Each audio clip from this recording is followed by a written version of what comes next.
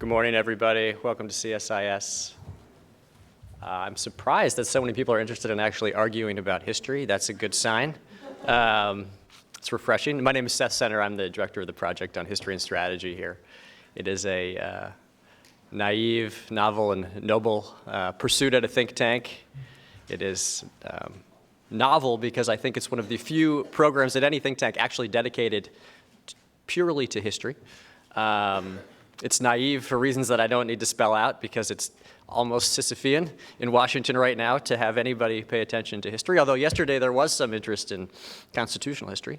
And it's noble because even if we don't succeed, it's the right thing to do to force people to look backwards before they look forwards. And there's no more important subject to do that on than the Cold War right now, because the Cold War analogy as it relates to China is a conceptual framework that's being deployed to look at what is currently the most important strategic challenge confronting the United States and possibly one of the most important geopolitical shifts that we're living through. What's most interesting about this particular analogy is it is pervasive, it is malleable, and it is durable. It's pervasive in the sense that literally every week some luminary connects the Cold War and China in some way. So 2 weeks ago, it was Secretary of Defense Mark Esper saying, we're not the ones who want a Cold War with China. Last week, it was Henry Kissinger saying we are now living through the foothills of a Cold War with China. And this week, Neil Ferguson, again, has noted that we are entering a Cold War II phase. And so what does all of this mean? Well, as you look at how the Cold War has been utilized in public debate, it's utilized by Cold War hawks. It's utilized by those who are skeptical that the United States and China should be in a strategic confrontation. It's utilized in virtually any way by any person on any scatter plot of the U.S. China challenge. It's quite remarkable. So for those who believe the United States is hurtling and the administration is hurtling in an unthinking way towards a confrontation with China, the Cold War is seen through the lens of McCarthyism, overreaction, and domino theories. For those who think the United States is not sufficiently galvanized to deal with China, they invoke the Cold War to say we need the same sense of purpose and will that we had in the 1950s. And you can go on and on in this sequence. It's quite remarkable. So what Emma Bates and I thought we would do over the course of this fall is, given this incredible flexibility of this analogy, but its power as well, is find real historians who spend their lives thinking about the Cold War on its own terms and have them tell us what is right and wrong about thinking about the China challenge through the lens of the Cold War. And having lived through that experience, we did several seminars, private seminars, we decided we should have a public debate. And part of the reason we wanted to do that is we got to the end of our seminar series.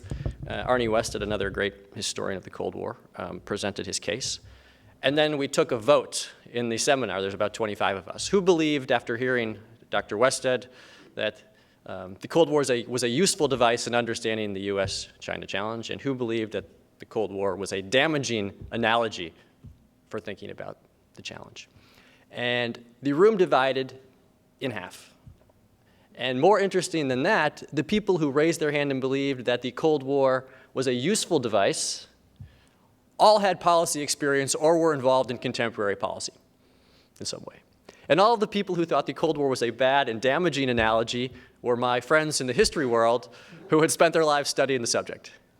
And so what this means, I have no idea, other than I think we may be doing more damage than good in bringing historians to talk to policymakers, because I'm not sure that we're bridging the divide, although this was just one anecdotal piece of evidence. I'm partially kidding in saying that. I do believe that in allowing people who are involved in policy and contemporary events to hear from scholars and historians, and to have historians and scholars understand the questions that policymakers care about and are asking, can provide some sort of synthesis, I hope.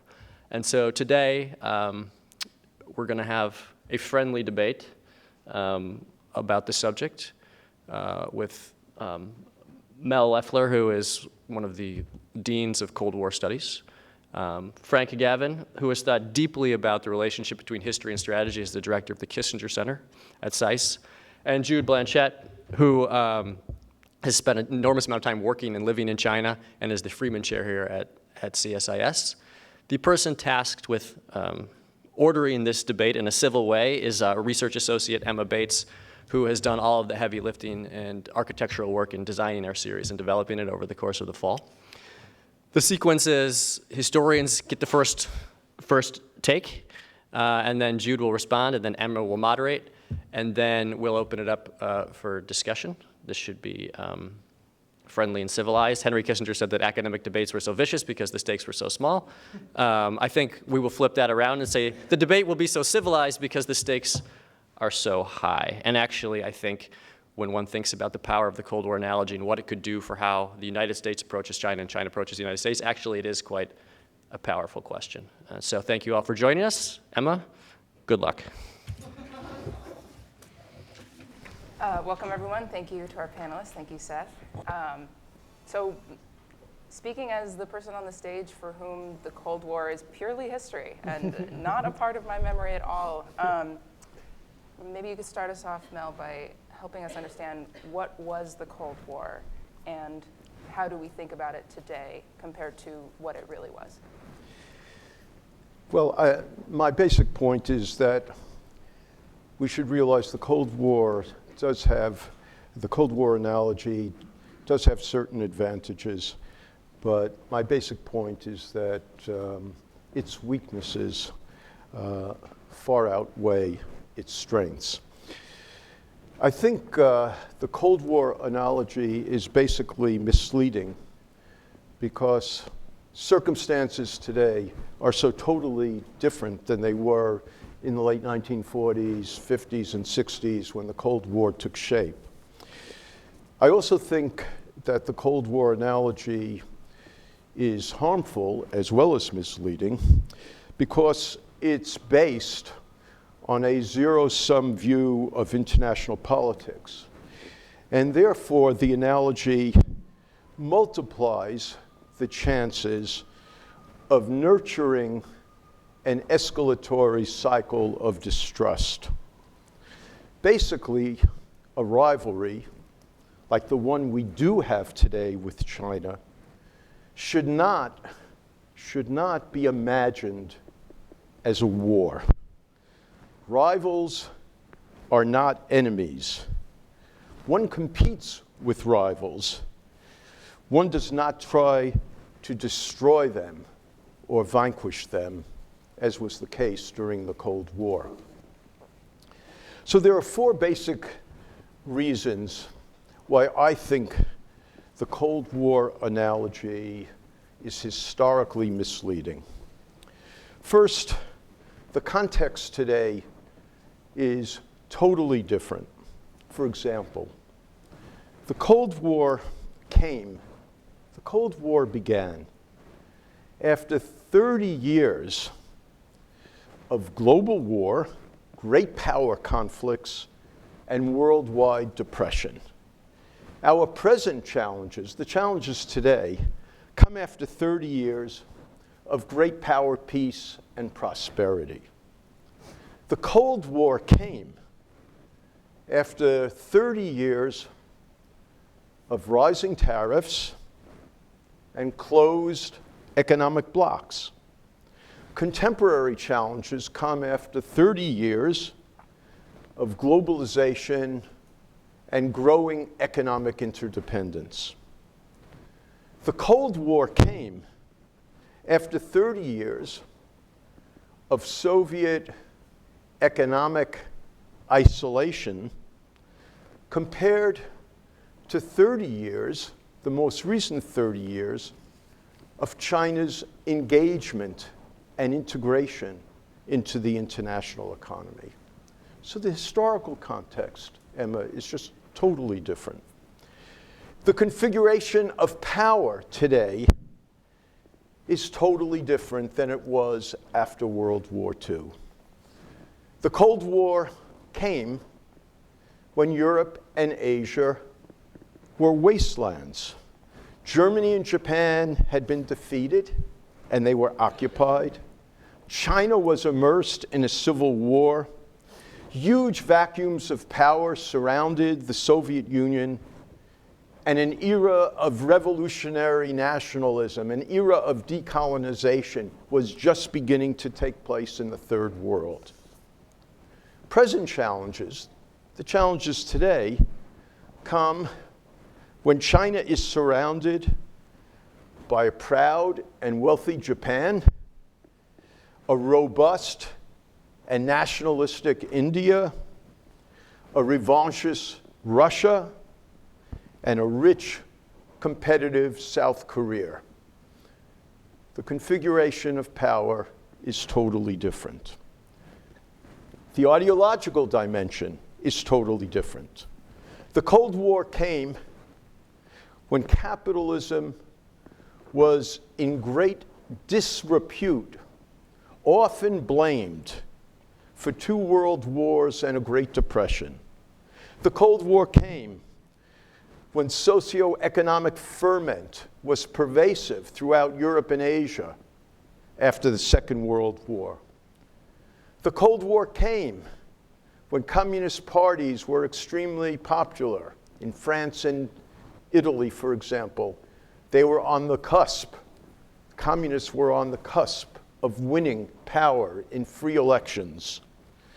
The Cold War came when Marxist-Leninist ideas and the principles of central planning resonated with a newly emerging generation of revolutionary nationalist leaders in Asia and Africa.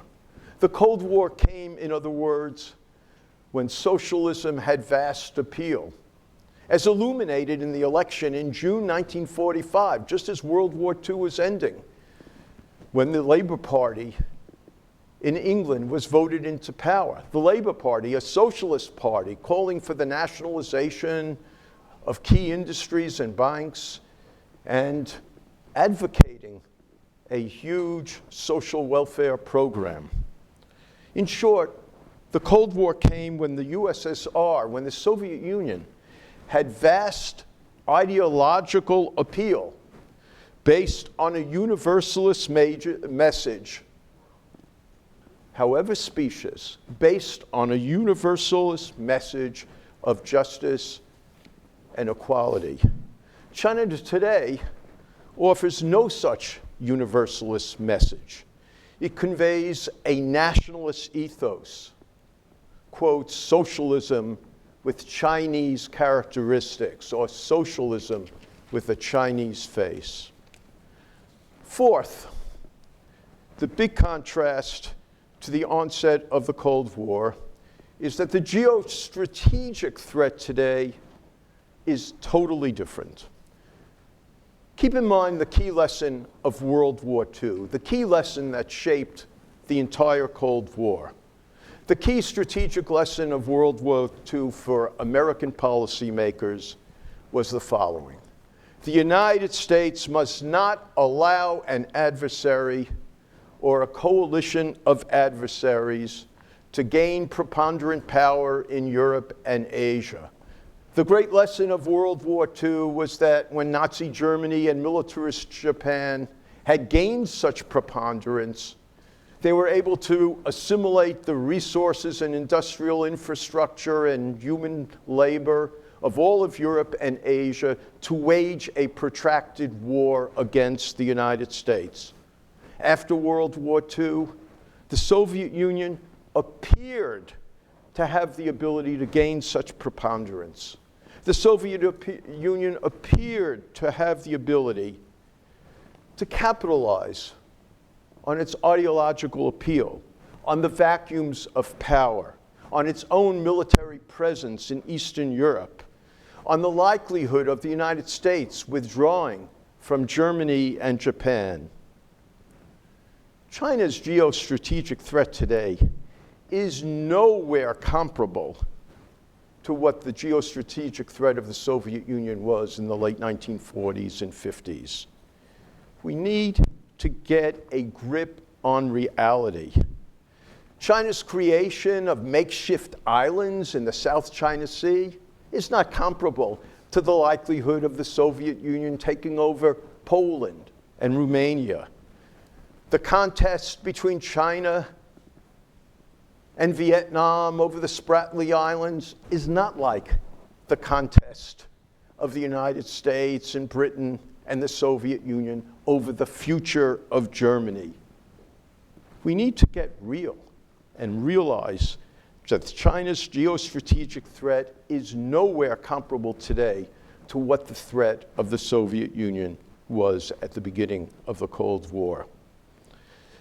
Cold War containment made sense when there was a perceived enemy who wanted to destroy our way of life and who could see huge opportunities to do so. Cold War containment justifiably led to risk-taking and spiraling distrust. That was okay when the geostrategic balance of power in Europe and Asia really did seem to be at risk. China is not such an enemy today, nor does it have the same type of opportunities. So in conclusion, let me underscore two of the most fundamental axioms of the Cold War containment world are not present today, are not applicable today. It was believed that with the Soviet Union, there could be no permanent coexistence.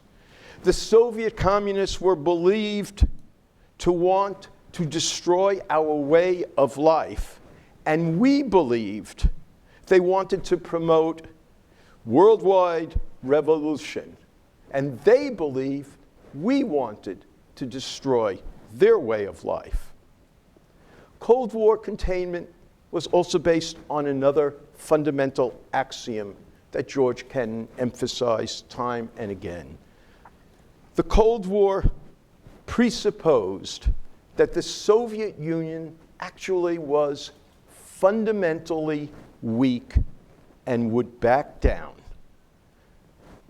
In contrast, China today is not seeking to destroy our way of life, nor is it weak and vulnerable as was the Soviet Union.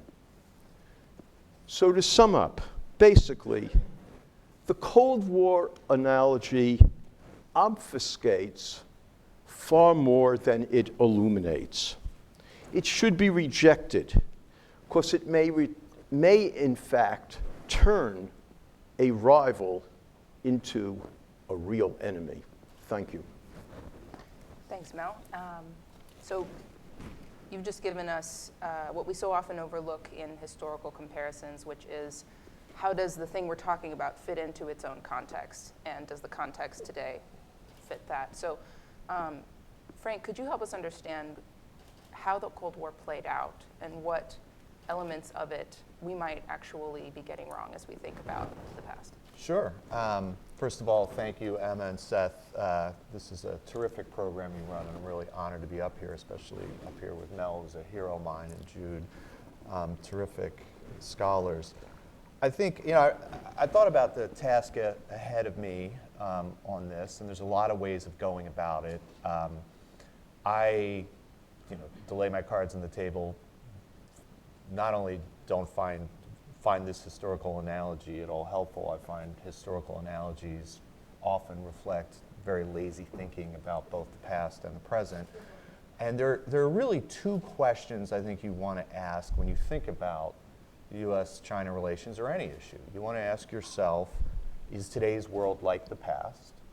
I think Mel did a brilliant job of explaining that, and I actually don't tell my historian friends, but I think one thing that often happens if you rely too much on history, it can blind you to what is new and different. And I think Mel just brilliantly laid out the fact that there's much more that's different. How we think about power, what the circumstances of the international system is, what China is as, on all these categories. And I could go through my thoughts on them, but I thought what might be more interesting is that when you make an analogy, you usually think the thing you're comparing to you understand. and there's sort of a stable definition. And what I'd like to suggest is that, in fact, this Cold War that people think they understand, in fact, in the world that Mel and I live in, is arguments about this are quite contentious. There's certainly very little consensus.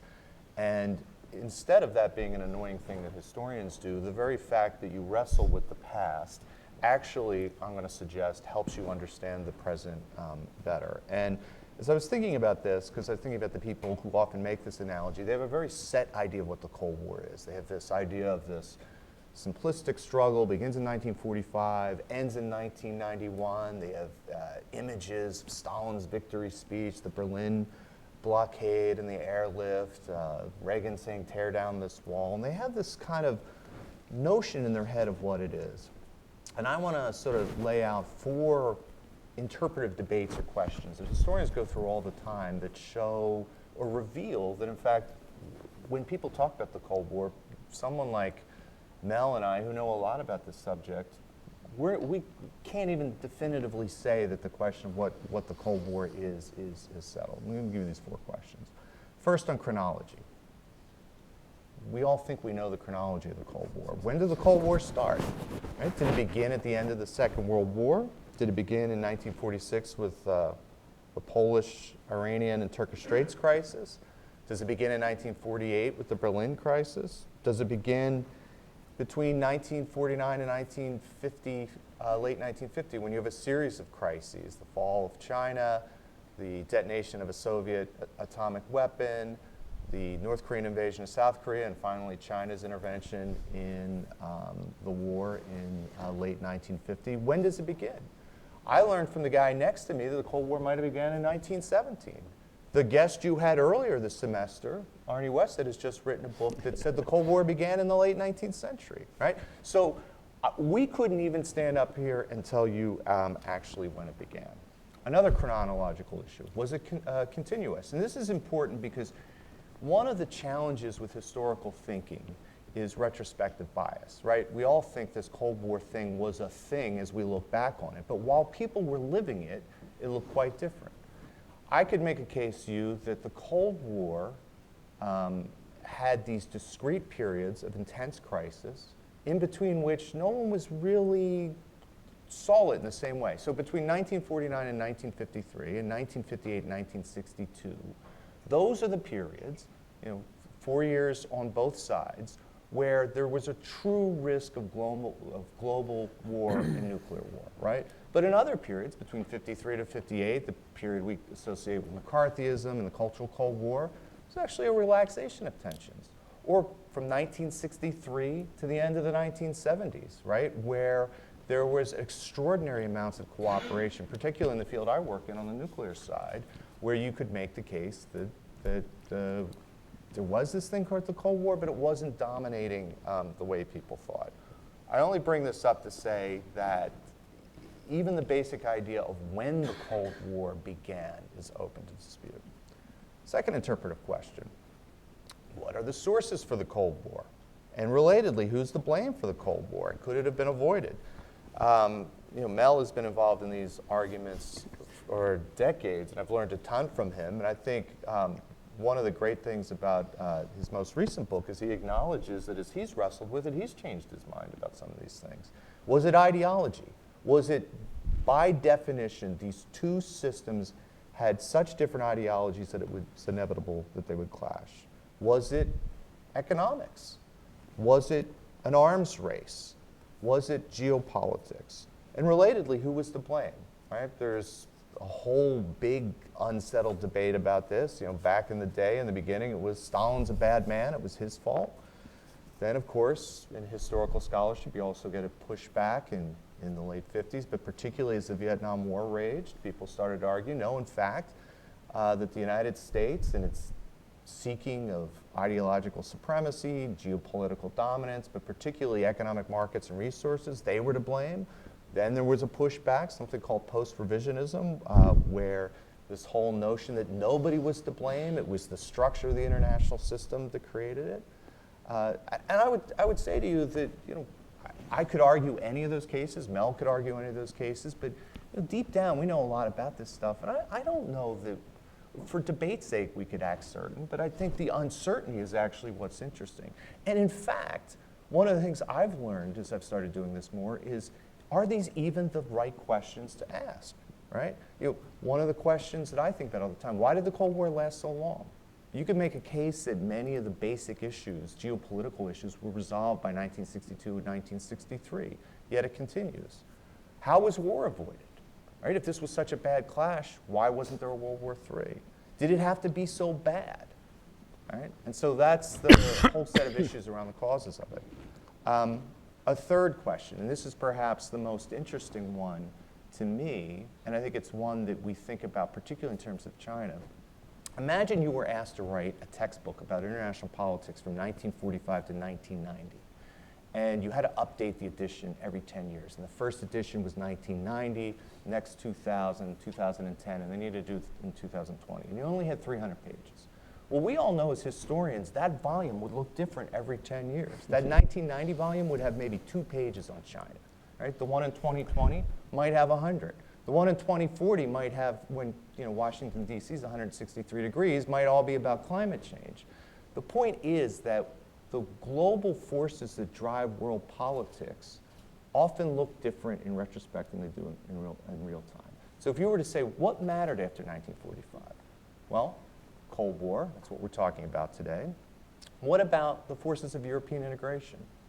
The great historian Tony Judt wrote a terrific book called Post-War, all about what he considered the most important thing that happened after 1945, and that is the resolution of intra-European tensions and the creation of the European project.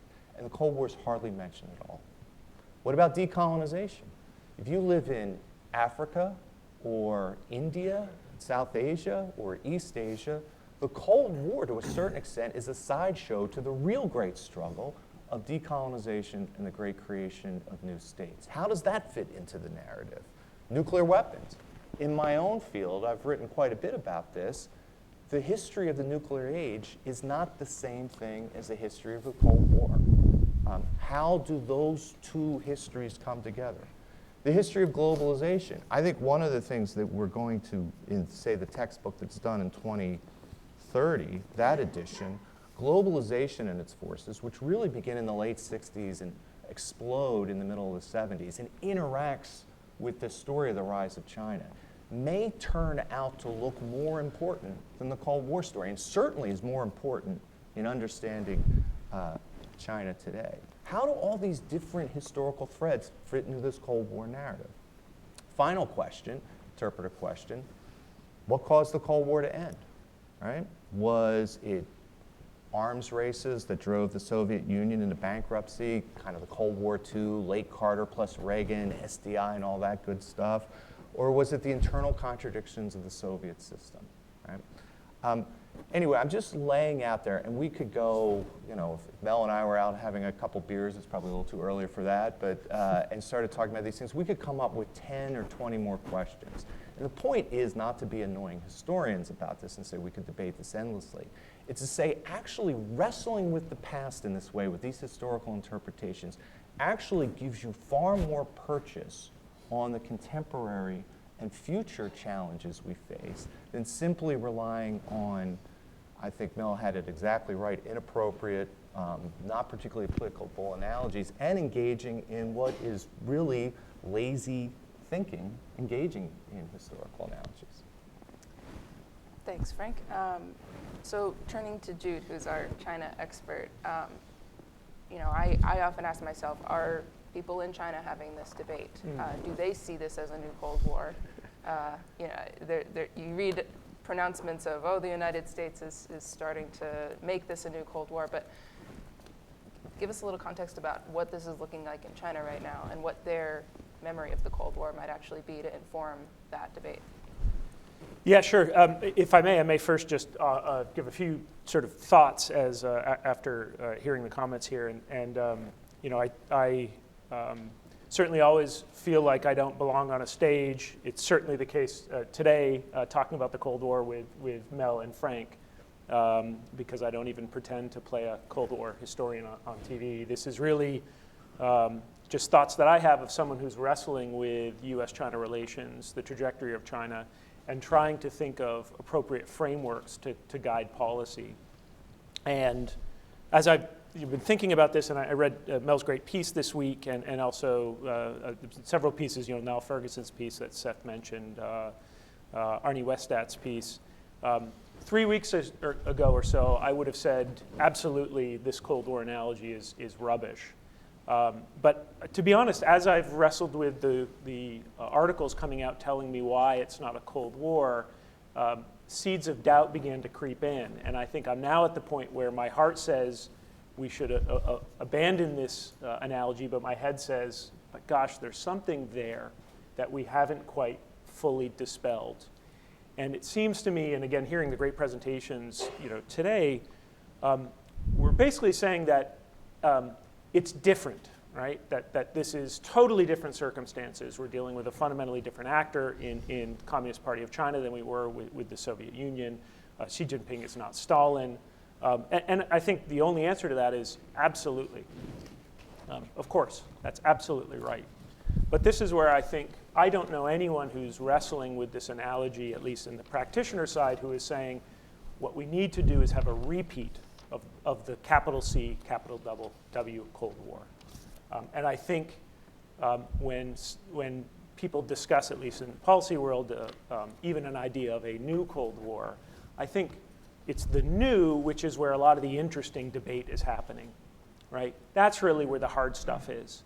And all of the, in Mel's article, he mentions, and I think very appropriately, levels of economic interdependence that exist between the U.S. and China, which are extraordinarily different than what we were facing in the 20th century between the Soviet Union, its satellite states, and the United States. Absolutely, you're right. That's why this is different in many, many ways. I'd pack that into the new part of it. And I've written about, with my colleague Scott Kennedy, an idea of how do we get more managed interdependence with China that addresses some of these national security concerns, but yet maintaining robust economic linkages. That, to me, can absolutely subsist within a narrative of a new Cold War. The point being, no one's calling for a repeat of the past. When Mel, in his article, said that, quote, Cold War era policies are, quote, unnecessary, I think absolutely. And I don't know anyone who's calling for Cold War era policies. What we're talking about is recognizing what's sticky about the analogy, right? What's helpful, at least for practitioners, of we don't have much by way of recent experience in the United States where we've been engaged in long-term strategic and security competition with a political power of the size and ideological differences that we experience with the Communist Party of China. Not China, but the Communist Party of China. I won't, maybe later on in the discussion, I'd like to enumerate ways in which I think we should not dismiss the ideological component of this. And some ways, when I read these critiques of the Cold War analogy, I'm absolutely in agreement with the authors until the point they start talking about China. And then I feel like I'm hearing about a China of 1995 or 2005, not the China of 2019, and certainly not the China since the 19th Party Congress, and not even the party or the China under the Communist Party as of last week. So maybe we can talk about this later. I don't want to bore people with that now. But instead of a debate, really, what I'd like to sort of make a plea that I feel like there's a lot of synergies possible here, wherein, and this is my request, instead of telling us why the Cold War of the 20th century was different than today, because obviously the deck is stacked and you know a lot more about this, and of course, from even your remarks today, I think you're right.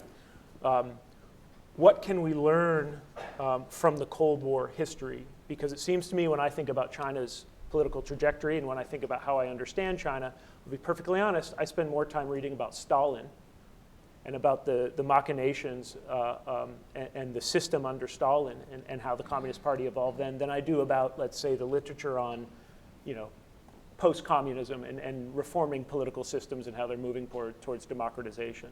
That's meaningful to me, that I in my own, and before this debate even broke out, was looking at reading Sovietologists to understand where China's political system would emerge, and how I should understand bureaucratic politics, how I should understand how does a political system operate when you have increasing top-down ideological dominance and control coming from the Politburo and the Standing Committee.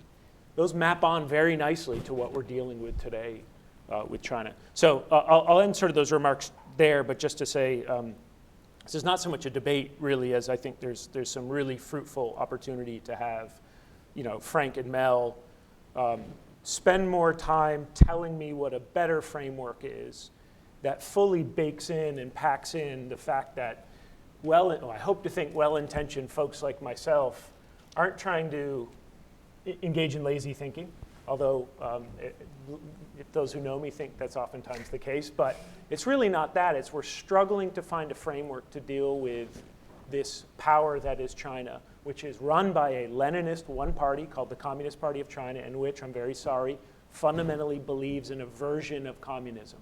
We can debate on what that is. It has global aspirations. And I recommend anyone here who doubts that simply read the 19th Party Congress full work report, which Xi Jinping delivered. My colleague Gabriel, I won't point him out, he's somewhere here, but just did the yeoman's work by translating and doing a full exegesis of Xi Jinping's recently released speech, which was given last year, but just released in November on Marxism.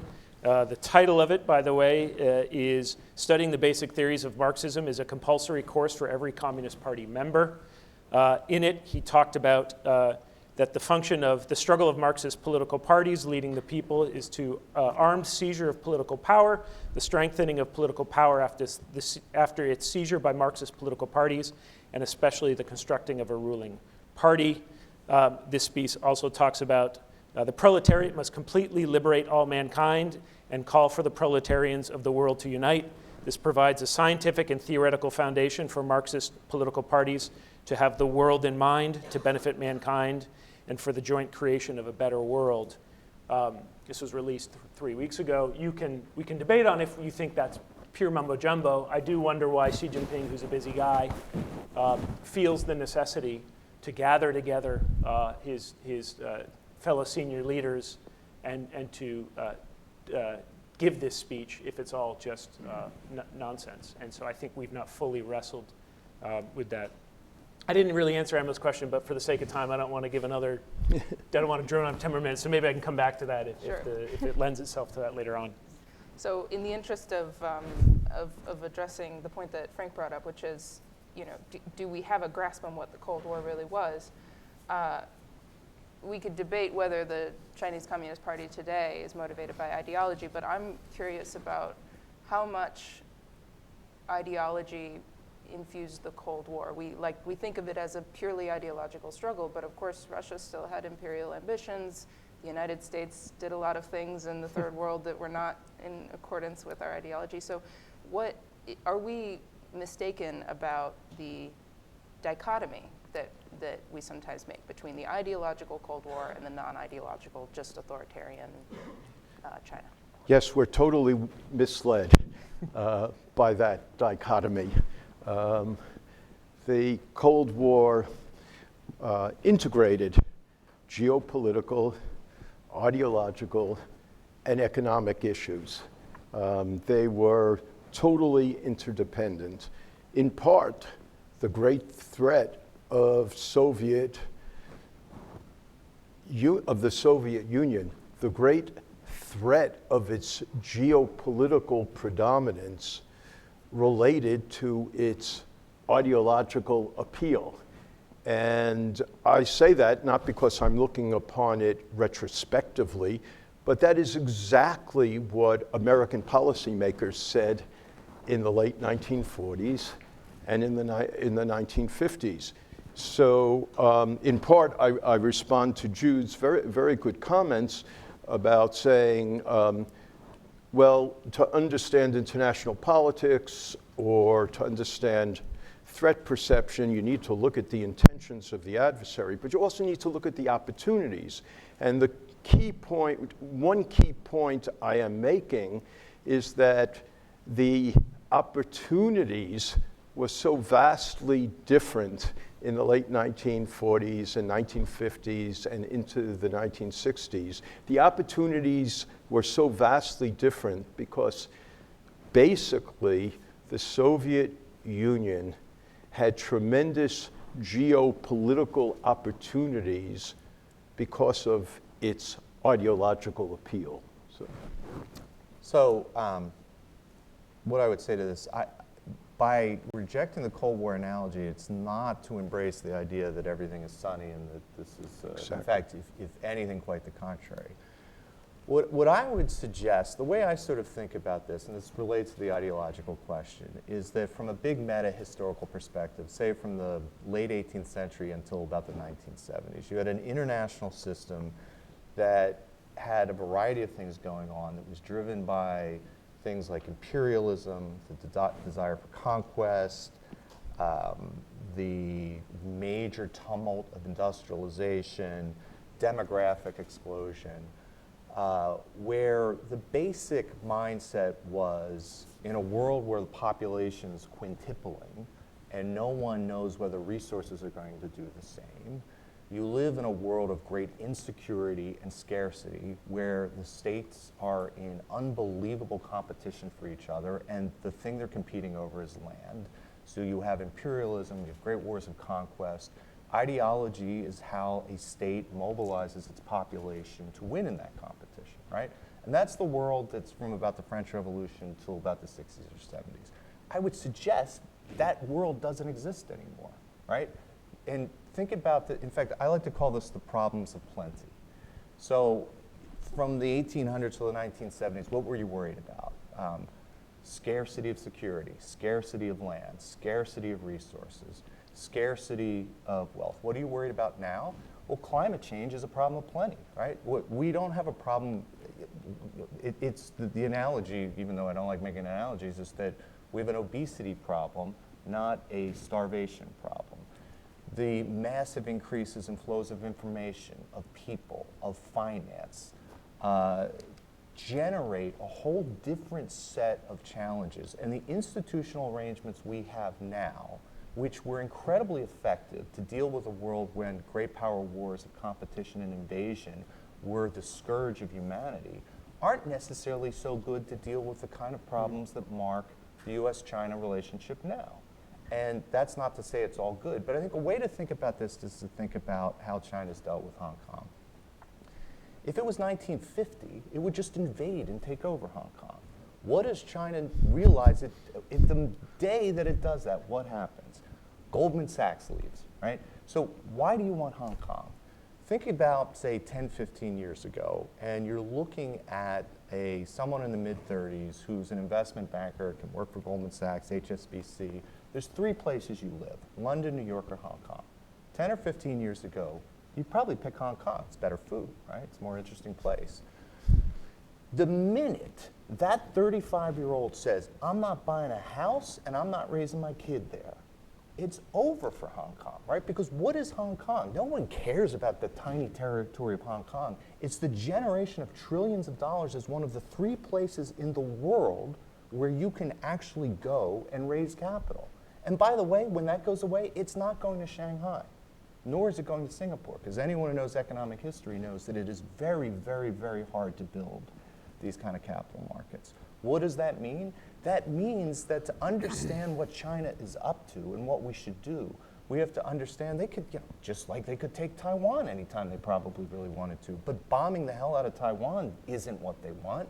What they want is the wealth and the prosperity that exists there. That's not the world of 1890. That's not the world of 1950. It's not the world of 1970. It's a different world, and the intellectual laziness that causes us to say, well, it's the return of geopolitics, let's get Metternich and dust him off.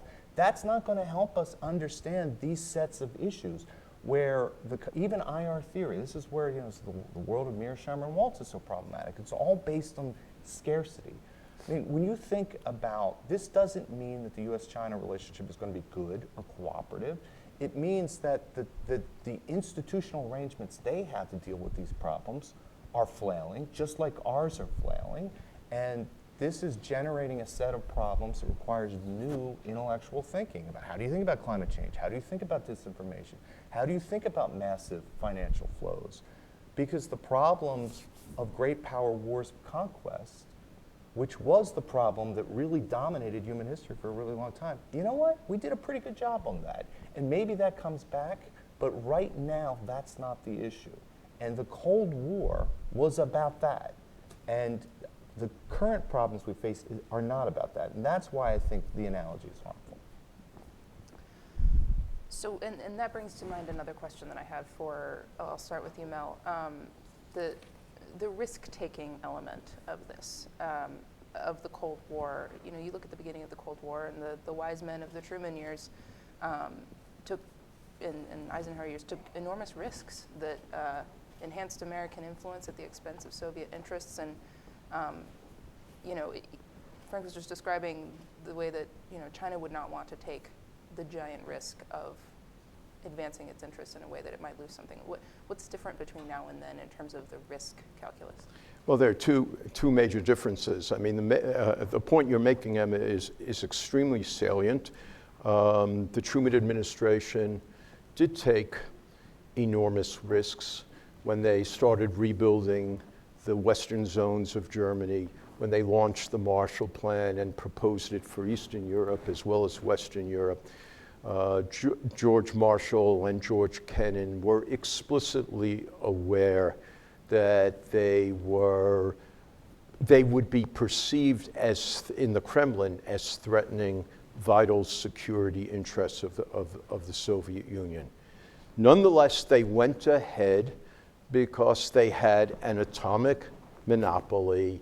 They were confident of their overall superiority, and they believed, as Kennan said in his long telegram, and especially in his X article, a fundamental axiom of containment is for us to realize the Soviets are weaker, and therefore we can take risks. And and at the same time, we had nothing to lose by taking those risks, because there were no economic interconnections. There was no interdependence between the United States and the Soviet Union. Nowadays, of course, China is much stronger. The risks of risk-taking are much greater in a nuclear world.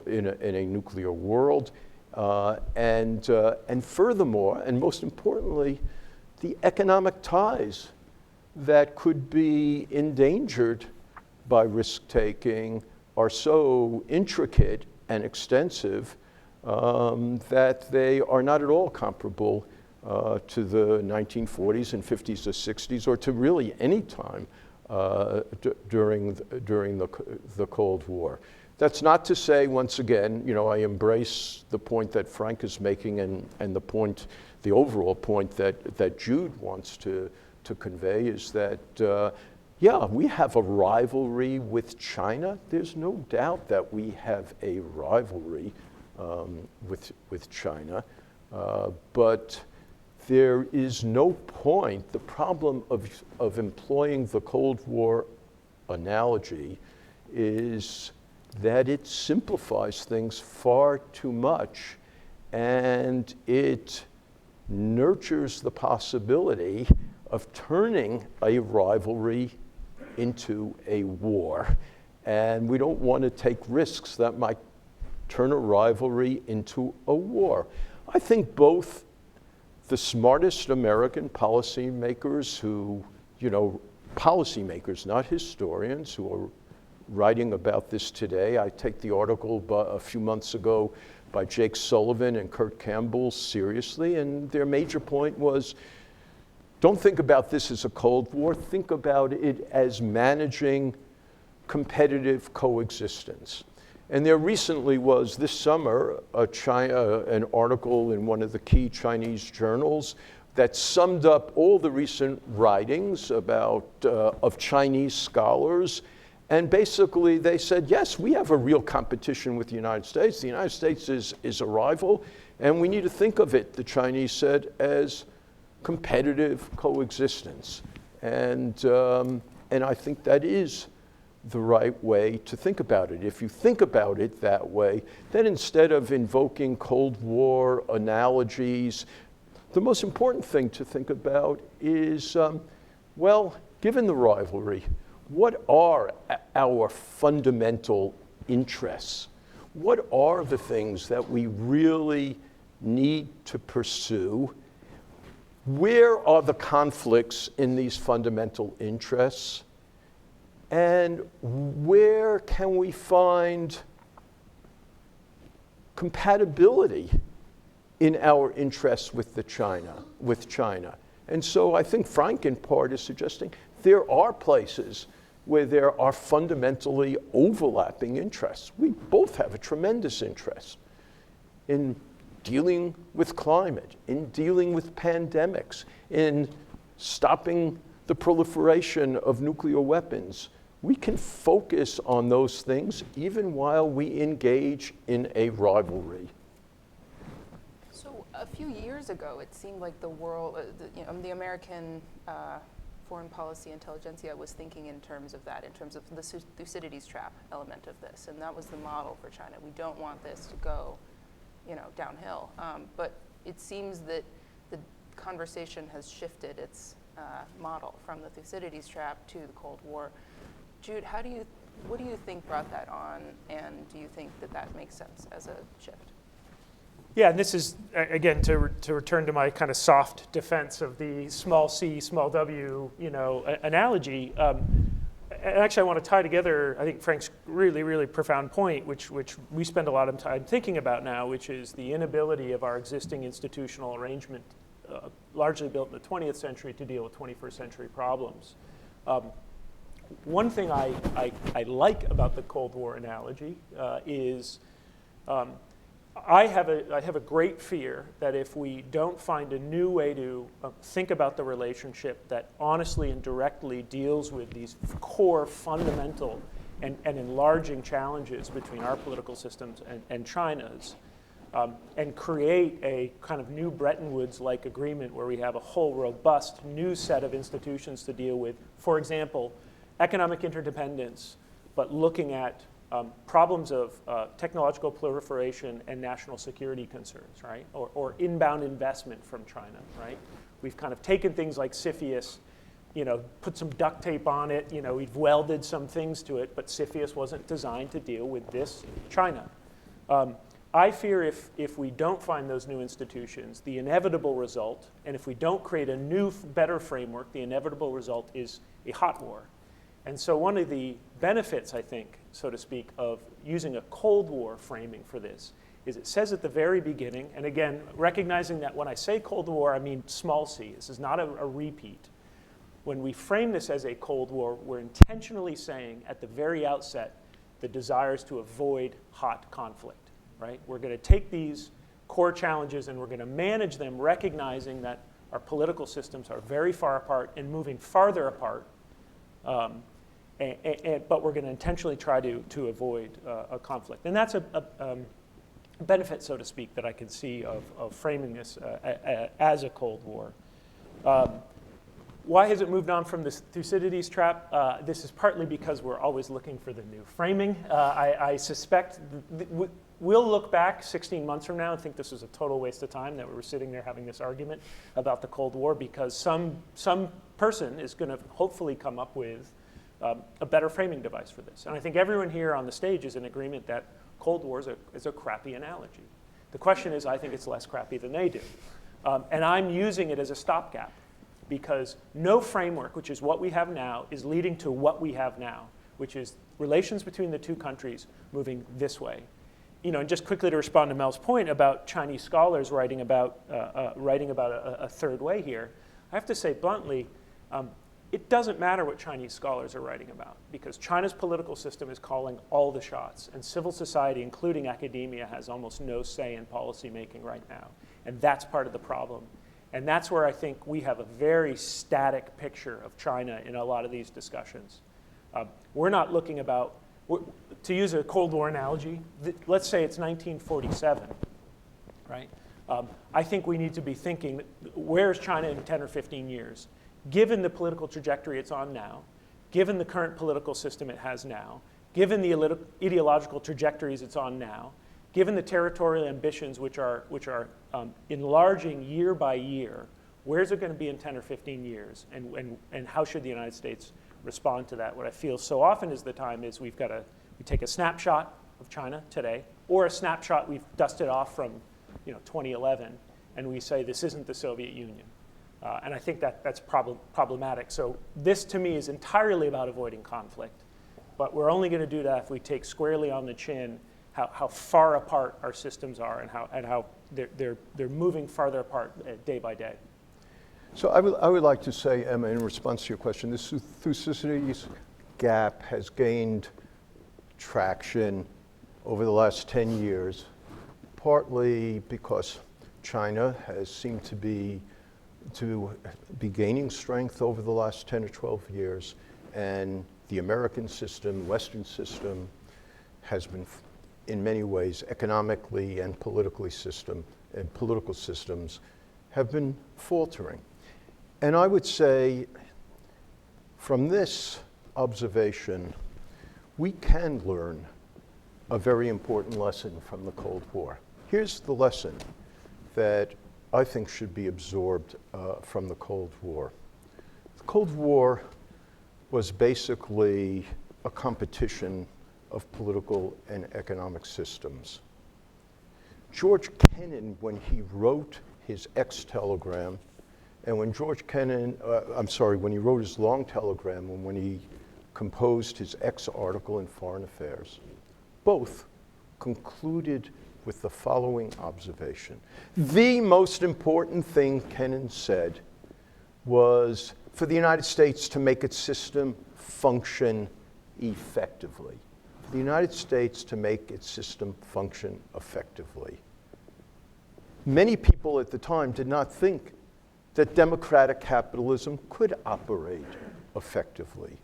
Over the long Cold War, Western statesmen, not just the United States, but Japan, Western Europe, and the United States, demonstrated that they could make their system preserve intra-capitalist peace and also tremendously ameliorate the lives of their citizens. And ultimately, people in the Eastern Bloc and most of the communist world came to see that democratic capitalism can work.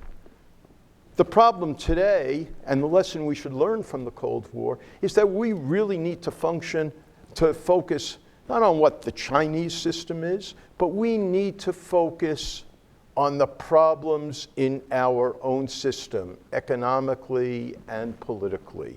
If we can solve those problems, we will make our way of life appealing once again, not only to others, but most importantly, to ourselves, broadly speaking, in the Western world, where we now today see so much frustration and alienation. The key to the Cold War is winning the Cold War, was making your own system work effectively. So to build on that, I think one of the big questions that I have right now is, I think Mel's absolutely right, and you ask yourself, well, what are the things that make your particular system successful? I think in a world where war was the great threat, the state was a very effective instrument. And in a world where you tried to manage a global economy, as you did in the Bretton Woods system, the state was very effective. If the battle moves to something like AI and new technology, I think this is the billion-dollar question.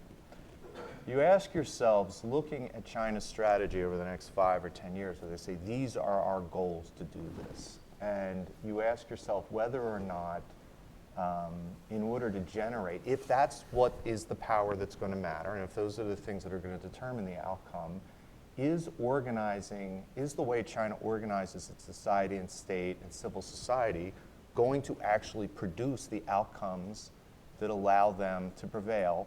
Or, and this is what I would contend, in a world where power is diffuse, where frankly the state the state, any state, is far less relevant to these problems than what the big four does, Google, Amazon, Facebook, and Apple. In a world where most of what we know about innovation, despite the Manhattan Project, is about diffusion and tolerance and not centralization, could it be that if I, and this is a question about China, if I want to beat China, if that's my goal, I actually want them to buy the Cold War analogy and invest in a lot of command and control and focus on the state, because that ain't the game anymore.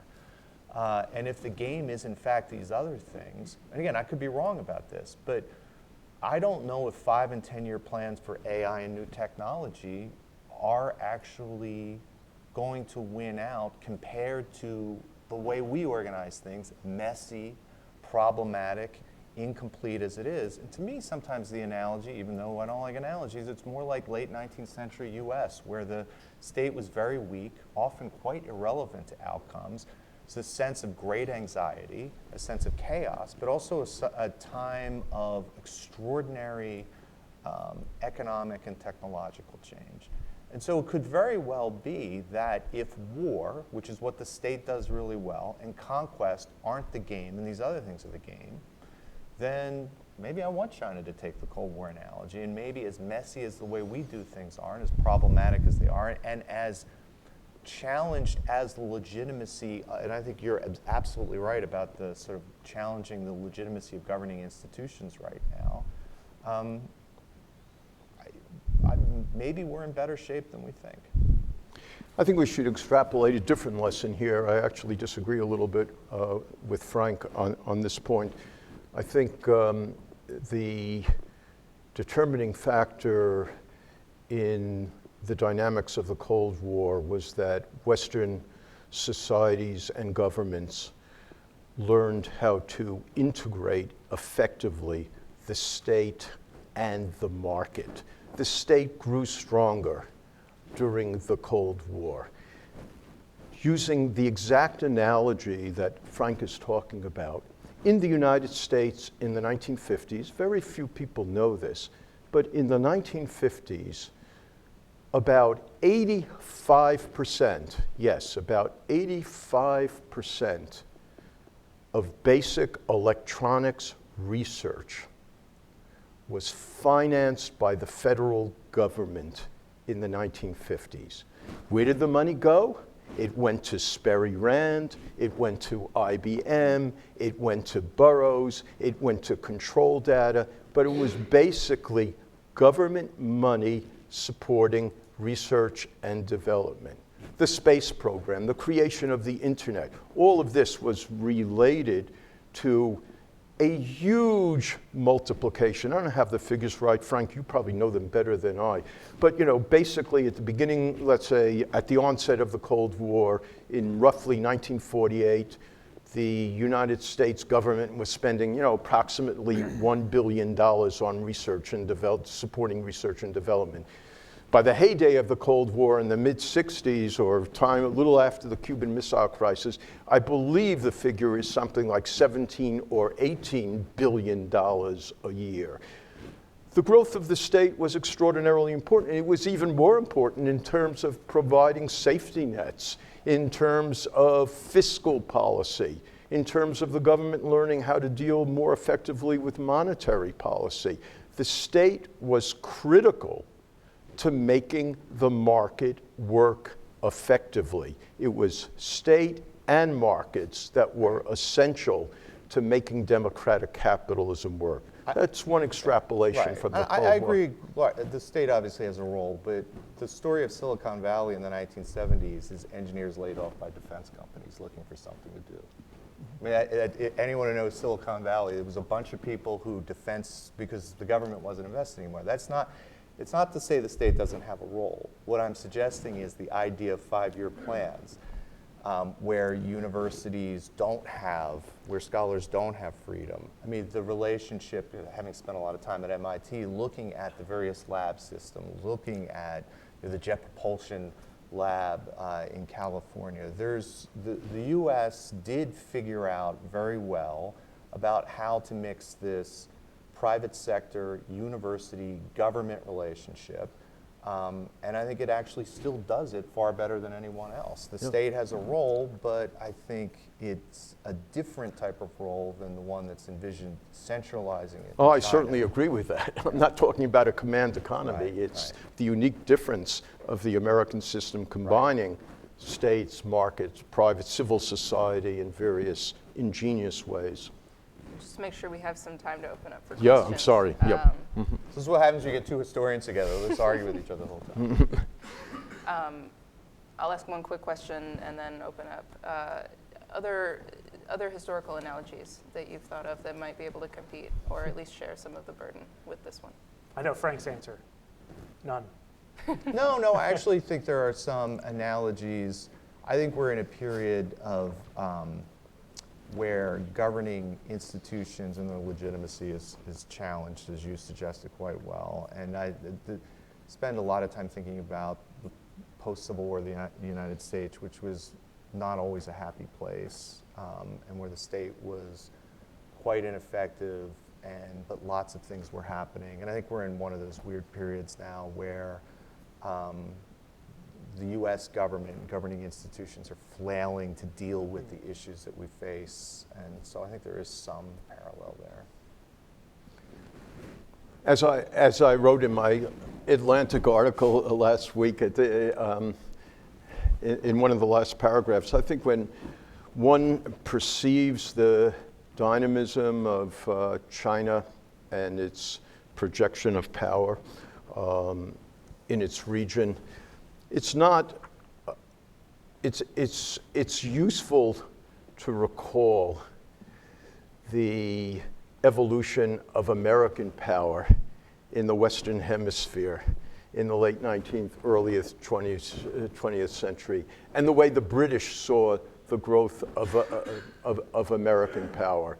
So in the late 19th century, the United States forced the British to arbitrate over maritime rights. The United States forced the British to sign a new treaty that gave the United States essentially unilateral rights to build a canal.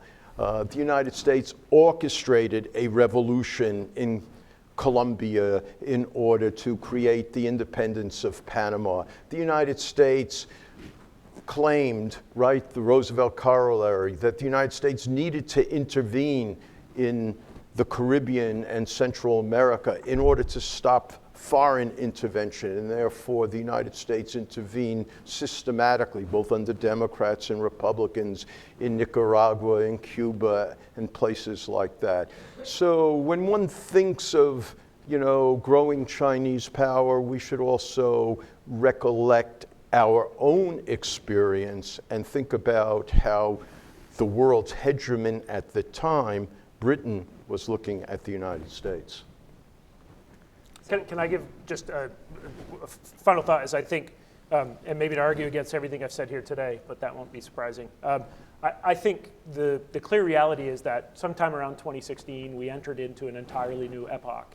And what we're struggling with now and why we're all flailing around with historical analogies is it's clear that something's completely different now. And that this, to me, will be looked back 10 or 15 years. 2016 will be the start of an era which is similar to what post-1991 to 2008 or 2016, whenever you want to date it, or post-1945. It's really across all the major drivers of global growth and all the major supporters of the global order. I think there's been a fundamental shift. And that's why I think there's just this big debate right now about how the heck do we conceptualize this. And the real interesting work will be done creating that new name for whatever this new era is that pulls together, in defense of lazy thinking, return of great power competition, but crucially, the sort of national security as the new overarching framework by which things like globalization, cross-border M&A, talent acquisition, all those are now looked at by sovereigns through the lens of national security in a way that 10 years ago, it was economic efficiencies which drove the way that governments were looking at those. And I think until we can tie together all these threads and name this thing like Voldemort, we'll be forever having these iterations of, is it the new French and Indian War? Is it the new, whatever it is next week? So questions? In the back in the corner there. First hand up. Hello. David Abramson, State Department. A very practical question. If the Cold War analogy is not so apt, but you're talking about managing competitive coexistence, how do you manage that without resorting to a panic that behind every academic, scientific, local, state, business deal with China is a plot by China to steal, exert, leverage, control, and ultimately unravel a lot of our values? I'm not saying I believe in that, but there's a kind of slippery slope that is a major practical question that is going on right now. And that's, I mean, there seem similarities with the Cold War, but you know, I welcome your ideas about how to think differently about those, dealing with those issues. I just don't think invoking the Cold War analogy is very helpful at all in addressing those issues. I think it simplifies the complexities of those issues and obfuscates what's really at stake, the nitty-gritty matters that are engaged by those very questions you're addressing. I just do, you know, this is one of the points that I think Frank was trying to make at the very beginning, that that clutching at the Cold War to try to address issues that really the Cold War analogy does not address is not very helpful. Yeah, there's a recent story about, somebody was telling me about a concern about Chinese researchers at MD Anderson, the premier cancer research institute perhaps in the world, and about the idea that they had to kick out Chinese researchers because perhaps they would bring their technology back to China, which the implication is, do we not want Chinese people figuring out how to cure cancer? But at a high level, so where is actually the threat? And you know, there's actually even examples in the Cold War. One of our colleagues, Erez Manella, has written a brilliant article about how the Soviets and the Americans cooperated at a very low, medium bureaucratic level in the World Health Organization to eradicate smallpox, right? 1965, 2 million people a year died of smallpox. 1975, 0 died. Twice as many people died in the 20th century of smallpox than of all the wars combined. And this was directly attributable to U.S. Soviet cooperation. Field I study, nuclear proliferation, does not happen without U.S. Soviet cooperation that begins really during the Cuban Missile Crisis at the height of this geopolitical struggle. And so the analogy is not just bad because it's misunderstood. There was actually important cooperation on issues of shared interest and common goods. And so if we take this wrong analogy, misunderstood, with the idea that we're going to say, well, we need to kick out Chinese postdoc cancer researchers because, God forbid, they might take home cancer cures to China. And again, this is a bit of an exaggeration, and this is not to underestimate the rivalry and not to underestimate the threat or not to underestimate the incredibly unsettling behavior and nature of the Chinese regime right now. It's only to say, let's think more smartly about how to understand this. And so I think your point about, you know, people say great power rivalry. When I think great, or the word geopolitics, again, to me, even that word, geo, land, are we worried that China is going to be like the Soviet Union, which was like Russia, which was seeking territorial expansion?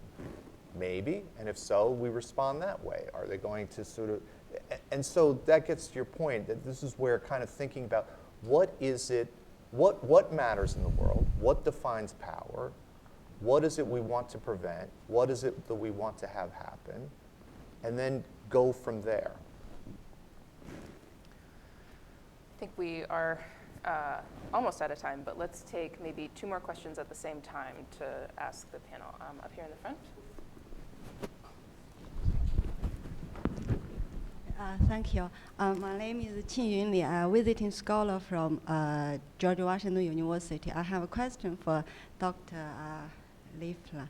So how do you evaluate the Chinese ideology appeal to the world now with the rising of China? And let's take one more.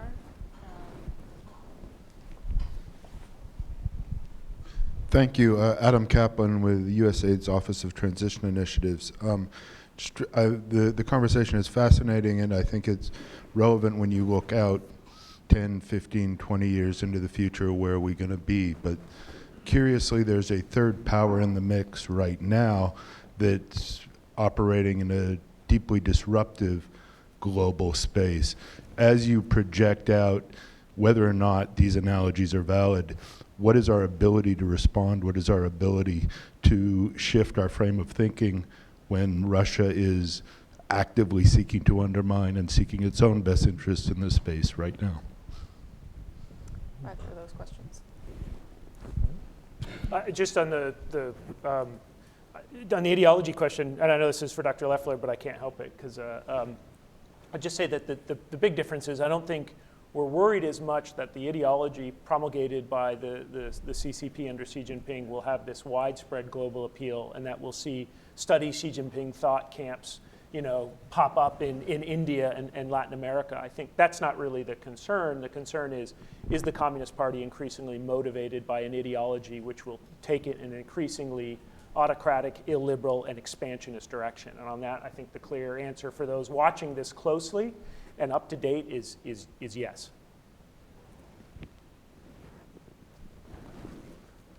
Well, responding to Jude, if the real threat is of Chinese ideology is how it is basically reshaping the configuration of politics inside China, but that it does not, as you just admitted, have significant resonance worldwide, then I don't think it's an issue of great national security importance to the United States itself. So that's one basic thing I'd say. But in response, I don't know if you're going to give us a chance to say one last thing, but the last thing I want to say is that we have reconfigured national security policy in the last 2 or 3 years in terms, once again, of thinking about great power politics, and rather than the global war on terrorism. And I think there's some legitimacy to that, but it's a small part of legitimacy. I think that the preoccupation with China will be seen 25 years from now as a secondary issue to the issue of dealing with the ramifications of climate.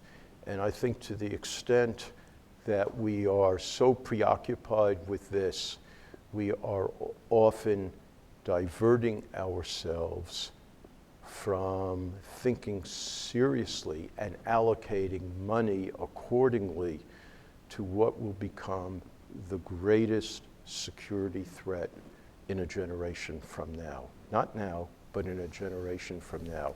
And a security threat in which the Chinese and the Americans will definitely have some overlapping and shared interests. On that, thank you. Thank you very much, Mel, Frank, Jude, Seth, and thank you guys for joining us.